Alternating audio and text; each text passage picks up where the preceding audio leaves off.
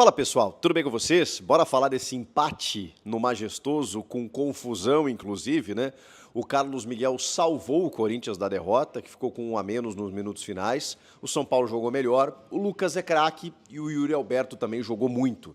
A gente precisa falar dos destaques do jogo, teve golaço do Coronado, do Mosquito. Chega mais, eu sou o Chico Garcia, inscreva-se no canal e vamos juntos. Eu de novo aqui, demorei para gravar o vídeo, porque eu estava em trajeto, né, em viagem, já estou noutra cidade aqui, num hotel, madrugada aqui para mim, vocês provavelmente já amanhecendo aí no Brasil, mas estou aqui porque assisti o jogo, né, o empate em 2 a 2 do Corinthians com o São Paulo e queria comentar a respeito do que aconteceu. Bom, a gente precisa entender que são equipes em estágios diferentes, é só ver a tabela de classificação. São Paulo, quinto colocado, pode ser ultrapassado aí tanto pelo Palmeiras quanto pelo Atlético, que jogam nessa segunda-feira, e o Corinthians até não terminou a rodada na zona do rebaixamento, quando terminou o jogo estava na zona, mas não terminou a rodada na zona por conta da derrota do meu Grêmio, que está numa situação bem delicada, né? Tem 2 jogos a menos, mas já não vence há algum tempo no Brasileirão, está com muitas dificuldades, muitos desfalques, enfim, mas o Grêmio é o primeiro time da zona do rebaixamento e o Corinthians ficou na 15ª posição, 16ª, na verdade, né? 7, 8, 9 e 20º são os 4 últimos ali do Z4, o Corinthians 16º. Mas, de qualquer forma, tem dificuldades e é muito curioso, né, a gente entender que o Corinthians está comemorando um empate contra o São Paulo dentro da Neoquímica Arena, onde o São Paulo sempre foi um freguês do Corinthians, mas não tem sido assim. Nos últimos 7 jogos, uma vitória só. Tem 1 ano que o Corinthians não vence o São Paulo dentro da sua arena, dentro do seu estádio. E na última oportunidade, né, houve a quebra do tabu, né, depois de muito tempo o São Paulo venceu e parecia que ia vencer de novo. E nos últimos jogos, nos últimos confrontos, né, vinha beliscando alguns empates, aí consegue aquele resultado que quebra o tabu na Neoquímica Arena e, cara, parece que ficou algo mais próximo de acontecer, pela diferença dos 2 times.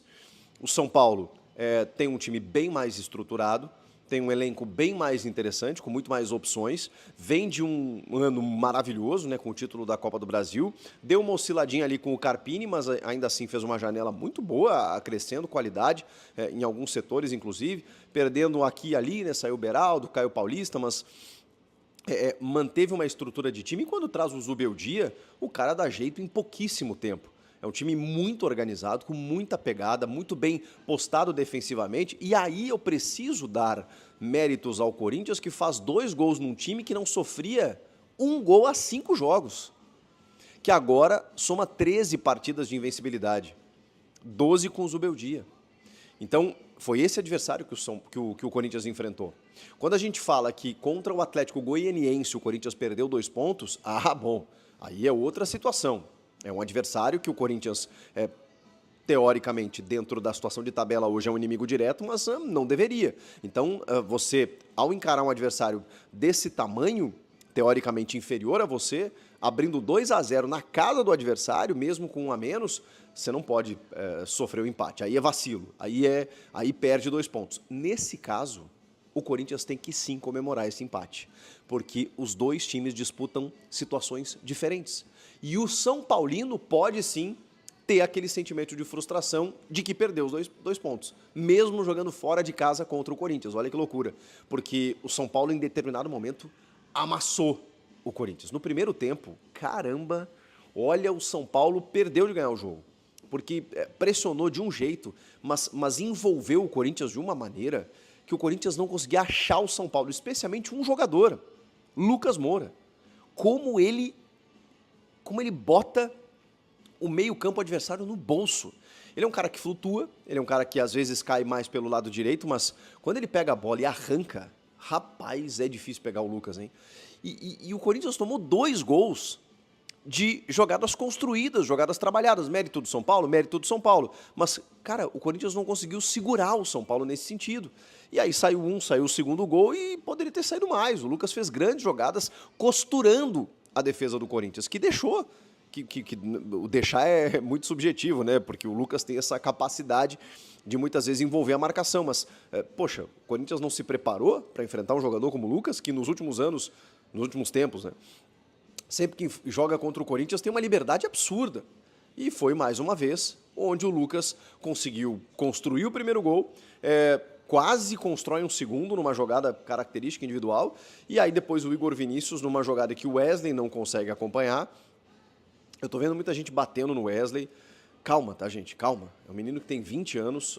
Eu sei que para muitos, já devia estar maduro, já devia estar sabendo jogar sem a bola. Ele evoluiu muito nos últimos tempos, muito, no sentido de jogar com a bola, inclusive, né, de ir para cima, de ter confiança no 1 contra 1, de começar jogadas, de ter o drible. Eu ainda gosto muito do futebol do Wesley e é claro que ele precisa amadurecer muito esse jogo dele sem bola. É claro que ele precisa evoluir taticamente. Mas então ele não vale tudo isso? Não sei, isso é outra discussão. O Corinthians também é um time que está se, enfim, reformulando, né? É ruim usar essa palavra, ainda mais na metade do ano já, mas é o que está acontecendo, não tem como fugir disso. E vai vir mais jogadores agora na janela, vão sair outros jogadores e a reformulação vai seguir, vai continuar. É um ano de transição. É difícil para o torcedor entender isso, mas é um ano de transição. E o São Paulo já tem uma estrutura, já tem uma estabilidade, já tem um outro estágio. Já vem de jogadores vencedores do último ano, os caras já se entendem. Então, assim, o São Paulo poderia muito bem ter vencido o jogo e o Corinthians tem o mérito de, mesmo 2 vezes atrás no placar, buscar o resultado. Buscar o resultado muito por conta da individualidade, especialmente individualidade, de alguns jogadores. O Coronado faz um golaço e, mais do que esse golaço, foi um cara que em todo momento você via ele liderando o time.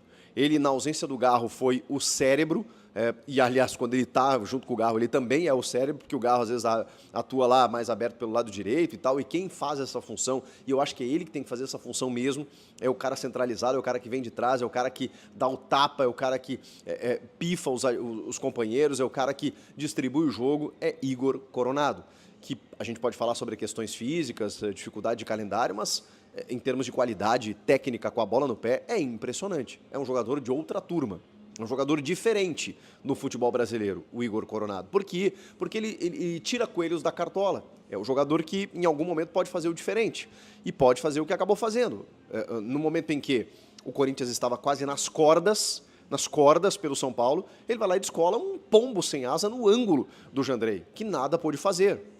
Será que o Jandrei podia buscar aquela bola? Pô, uma jogada que foi trocada de pé em pé, inclusive, começa pelo Caetano, que foi uma escolha do Antônio para substituir o Gustavo Henrique, expulso no jogo anterior contra o Atlético Goianiense, e vejam só, o Caetano acaba o jogo expulso.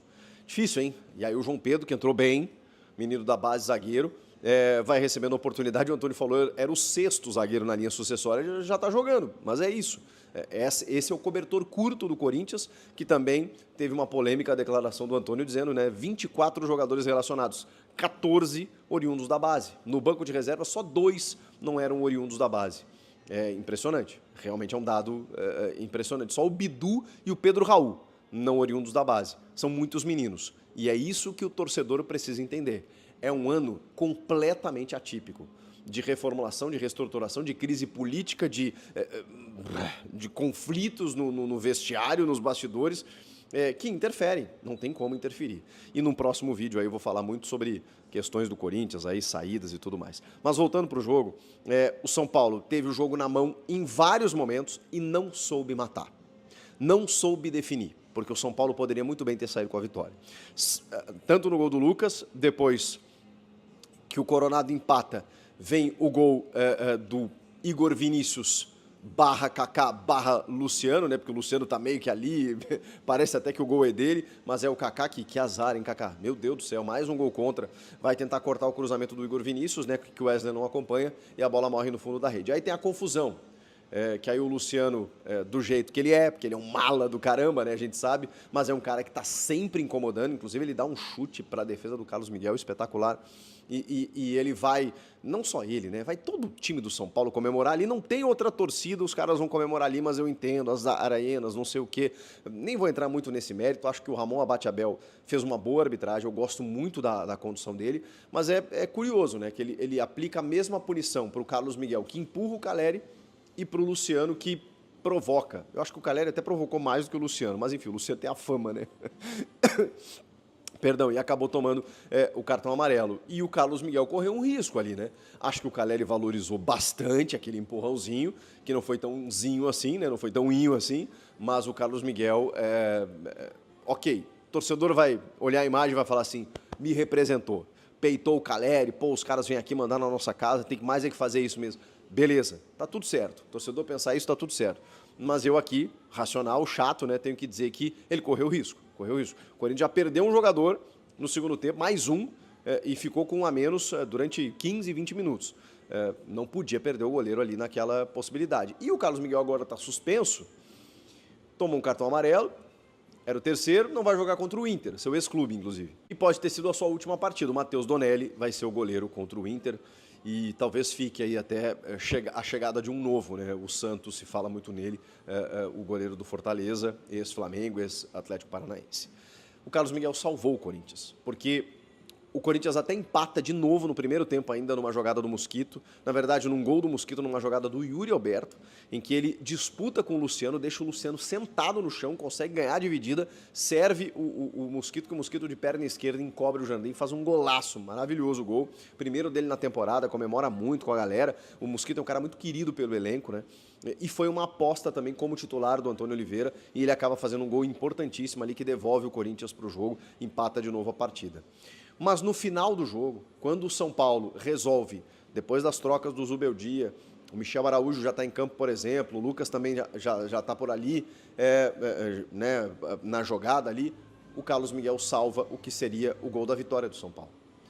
O Mateuzinho, né, a bola explode no Mateuzinho, no chute do Lucas, e aí depois o Michel Araújo meio que pega ela de rabo, assim, a bola, né, para tentar buscar ela, a bola tá entrando, a bola tá dentro do gol, e só o Carlos Miguel acho que conseguiria defender aquela bola. A elasticidade desse goleiro é algo impressionante. Ele com a mão direita consegue buscar uma bola que está cruzando a linha e impedir o gol do São Paulo. O Carlos Miguel, de novo, salvou o Corinthians da derrota. O Carlos Miguel, o Yuri Alberto fez um jogo monstruoso, de briga, de disputa, de competição, inclusive resultando no segundo gol. Fez aquilo que pôde mesmo sem ter feito um gol. Um jogador que, assim, em clássico especialmente, né, se envolve muito. O camisa 9 do São Paulo também dispensa comentários. O Caleri é inacreditável o que esse cara faz. Ele briga, ele disputa, ele cavou a expulsão do Caetano, porque o Caetano teve que segurar ele. Acho até que foi infantil ali, porque já tinha um cartão amarelo e segura o cara indo pro ataque, não tem o que fazer, né? Você tá na rua. Mas o Caleri tem essa capacidade, né? Ele briga, ele disputa, ele dá um passe maravilhoso pro Lucas no primeiro gol, que é centroavante, Jonathan Caleri.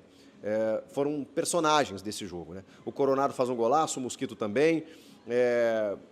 O Lucas Moura, ele destrói jogando da maneira como ele joga.